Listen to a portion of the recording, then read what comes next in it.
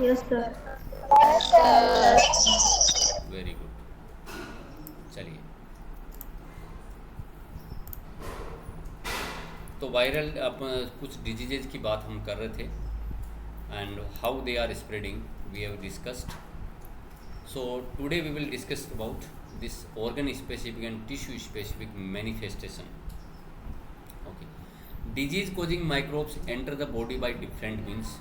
We have already discussed by through water, through air, or through vectors, and some are non-vectors also. And they goes to different organs and tissues. एक है entry करते हैं और अलग अलग organs में वो फैल जाते हैं. Microbes which enters through nose. हाँ यस, कोई बोल रहा है?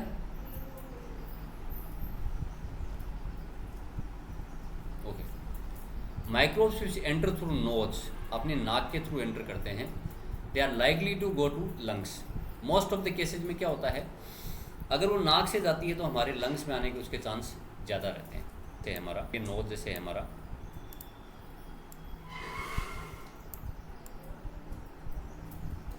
हमारे कितने दो लंग्स हैं, तो यहाँ से अगर कोई चीज़ आती है तो most probably it will go to this lungs. And tuberculosis of lungs, one example is given. Tuberculosis एक टीबी बीमारी है जो फेफड़ों में ज़्यादातर प्रॉब्लम क्रिएट करती है, और इसमें अगर अनट्रीटेड रहे सो दैट में लीड टू डेथ ऑल्सो. सो कहने का मतलब है कि कहाँ कहाँ जाती है. नोज के थ्रू गई तो कहाँ जाएगी, लंग्स में जाने के चांस रहे. Micro mouth are likely to stay in the gut. Gut means our alimentary canal.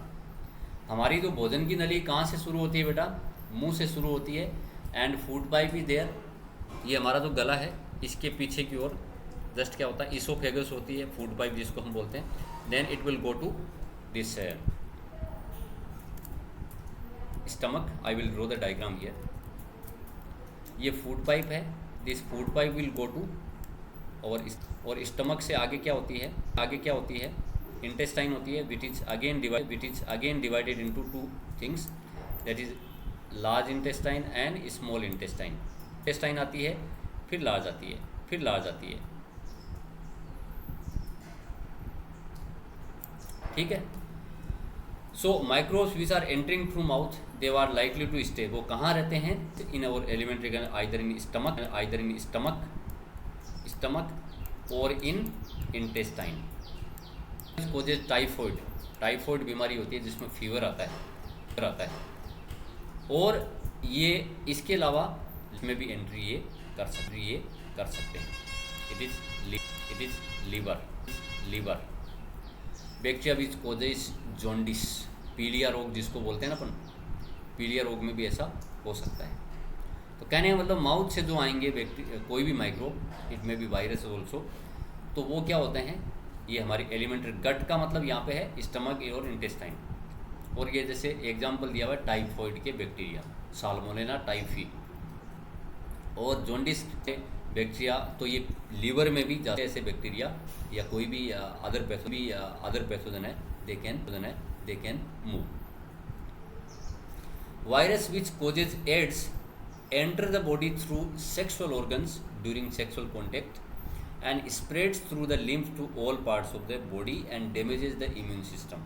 अच्छा, the biggest reason for this virus spread is this sexual contact through sexual organs like vagina, penis, and it is then from this part, the genital parts which are this penis and vagina, they will spread through lymph. अब ये lymph क्या बला है, blood नाम सुना है बेटा. What is the colour of blood, human blood का कलर क्या है, रेड है. क्यों होता है, why the colour of our blood is red, can anyone tell me. Sir, because of RBC. इसमें because the red blood cells are having one red pigment, that is hemoglobin, due to which it is red. But lymph is colourless. है मतलब white हो गया, क्योंकि इसके अंदर कुछ proteins और सेल्स जो हैं जो ब्लड में पाई जाती है वो इसमें नहीं रहती है, कुछ सेल्स. उस अपन फ्लूइड को क्या बोलते हैं, लिम्फ बोलते हैं। ये ज़्यादातर हमारे जो लिम्फ नोड्स होते हैं, लिम्फ नोड कहाँ कहाँ होता है, देखो यहाँ पे, ये जैसे मैं यहाँ पे बात कर रहा हूँ, जैसे कई बार हमारे कुछ फोड़ा होता है ना, कोई और जगह होता है, जैसे यहाँ फोड़ा हुआ, मान लो मेरे हाथ में यहाँ फोड़ा हुआ, तो यहाँ पे सूजन आ जाएगी, इस जगह सूजन आ जाती है, ना, इस जगह सूजन आती है कि नहीं। जैसे एकदम मोटा सा यहाँ पे ऐसे जैसे लगता है पता नहीं क्या फूल गया है, होता है कि नहीं बेटा। या फिर जैसे पैर पे फोड़ा हो गया हमारे, we are having one wound on our leg, तो हमारी जांग के नीचे जो खाली बीच की जगह है वहाँ पे क्या होती है, सूजन आ जाती है ऑटोमेटिक। वो सूजन क्यों आती है, कोई बता सकता है क्या?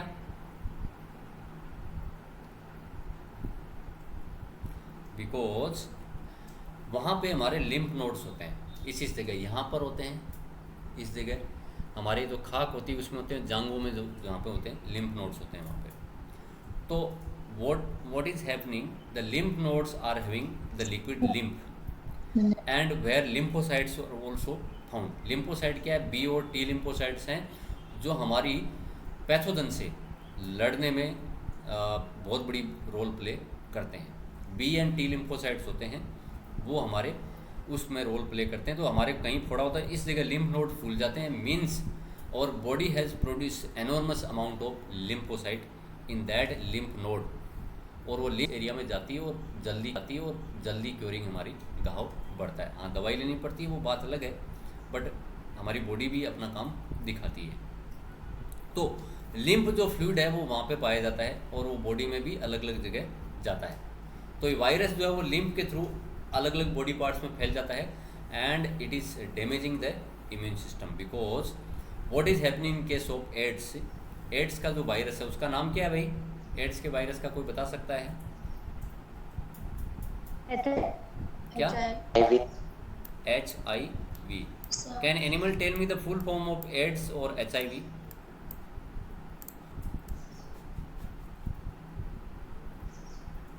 Yes sir human. हाँ बोलो बोलो, बोलने से आएगा बेटा, मैं तो लिखूंगा ये भी, पर आप लोग बताइए भी। ह्यूमन,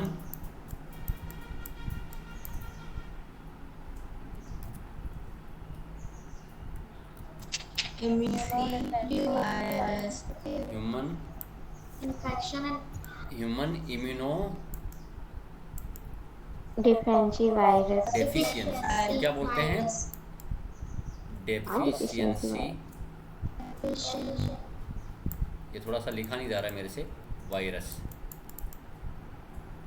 तो H for human, I for immuno deficiency, ये दोनों एक साथ हैं, और V फॉर वायरस। एड्स की फुल फॉर्म है एक्वायर्ड इम्यूनो डेफिशिएंसी सिंड्रोम, यानी हमारे इम्यून सिस्टम को और immune system is made deficient, deficient मतलब उसको डैमेज कर। तो ये वायरस ये काम करता है एड्स, तो ये लिम्फ के थ्रू हमारी बॉडी पार्ट्स में फैलता है। Okay, virus which cause Japanese encephalitis, Japanese encephalitis आ जाती है, ब्रेन में फीवर आ जाती है। अगर किसी के ब्रेन में फीवर आता है तो आप समझ सकते हैं कि क्या हो सकता है। वो कैसे एंट्री करते हैं, enters the body through mosquito bite and goes and infects the brain. Mosquito जब काटता है उसके थ्रू उसके जो पैथोजेंस होते हैं, वो पैरासाइट जो होते हैं, they are coming to blood and they will move to brain, और ब्रेन में वो टेम्परेचर को बढ़ाते हैं, और टेम्परेचर बढ़ता है तो फीवर आता है। तो कहने का मतलब है कि the area of entry decide the way where they will spread and what symptoms they may cause, कहाँ ये जा सकते हैं। तो 4 चीज़ों की बात हमने यहाँ पे करी है।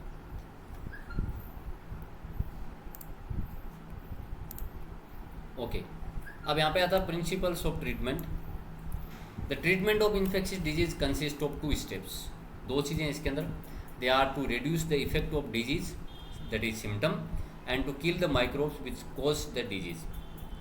एक तो देखो क्या है, उसका इफेक्ट कम करो, और एक क्या, माइक्रोब को किल करो। 2 चीज़ें होती है।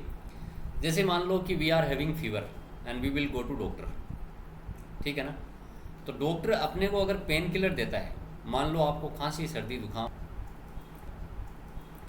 तो आपको डॉक्टर अगर पेन किलर देता है पैरासिटामोल टेबलेट, तो वो क्या करेगा, it will only reduce the effect of the disease, हमारा टेम्परेचर को डाउन कर देता है वो।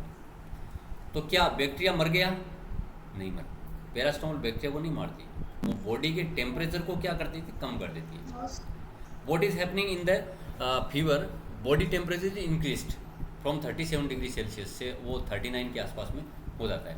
40 से वो हो जाने में बहुत प्रॉब्लम होती है, अगर किसी का अगर हो गया तो उस आदमी का थोड़ी बहुत कॉम्प्लिकेशन होते हैं बॉडी में।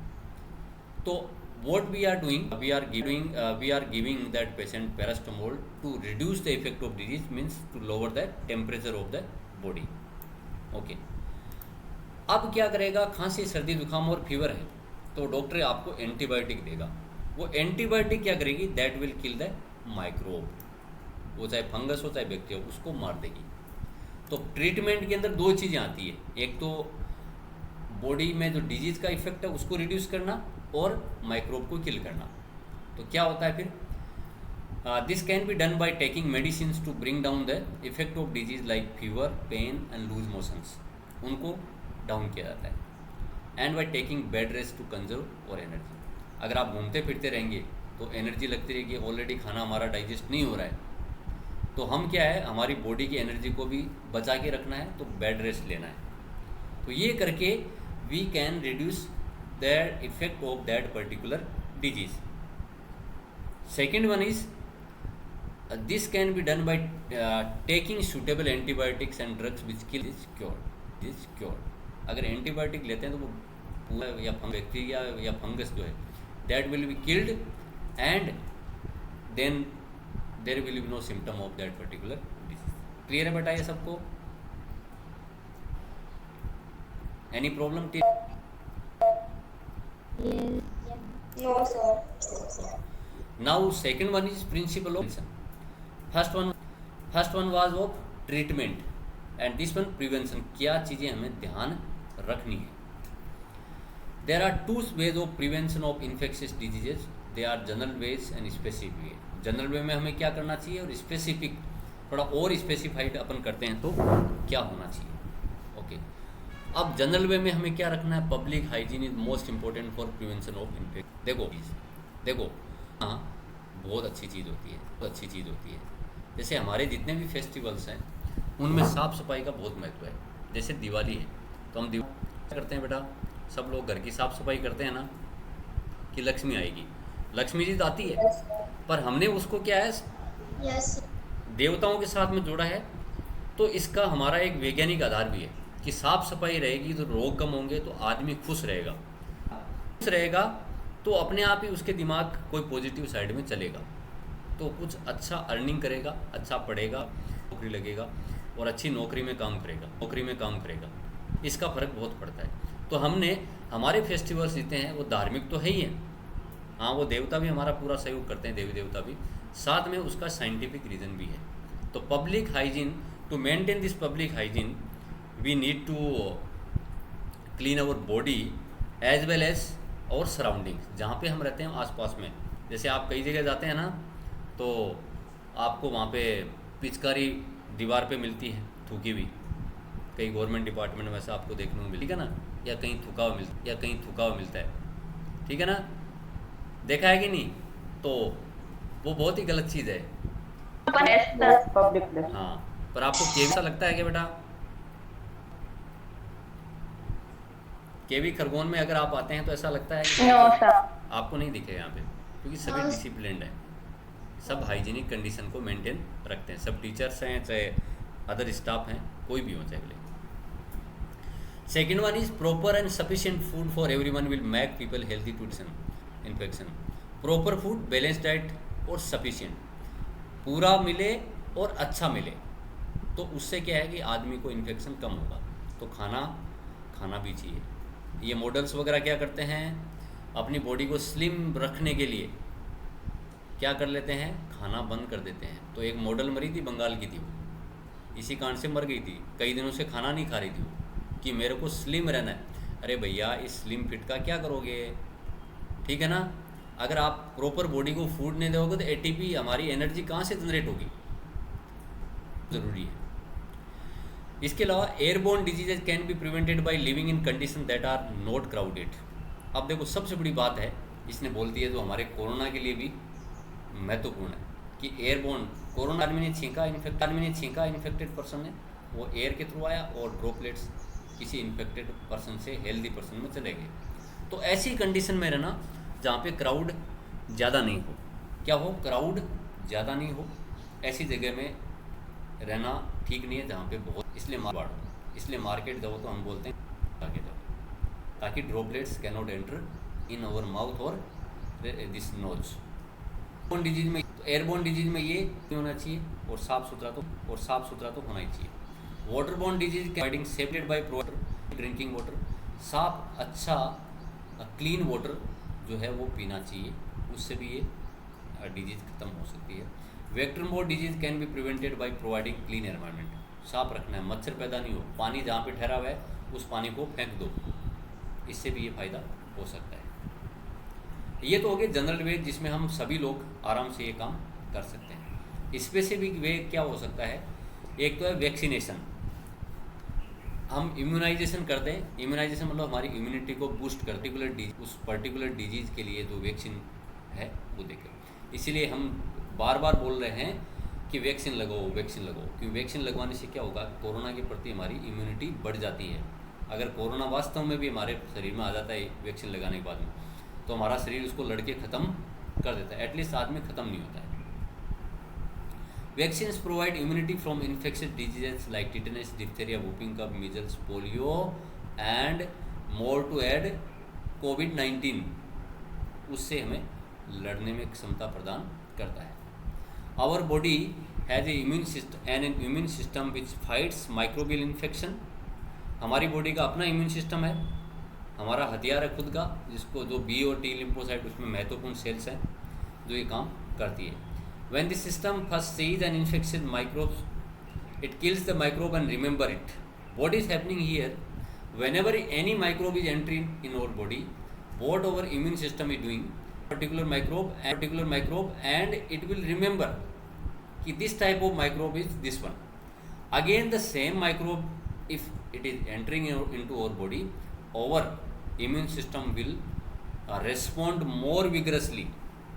Means it will show some more effect than it has done previously. पहले जैसा किया था उससे ज़्यादा रिस्पॉन्स, तेज़ी से और ज़्यादा रिस्पॉन्स वहाँ पे दिखाएगा।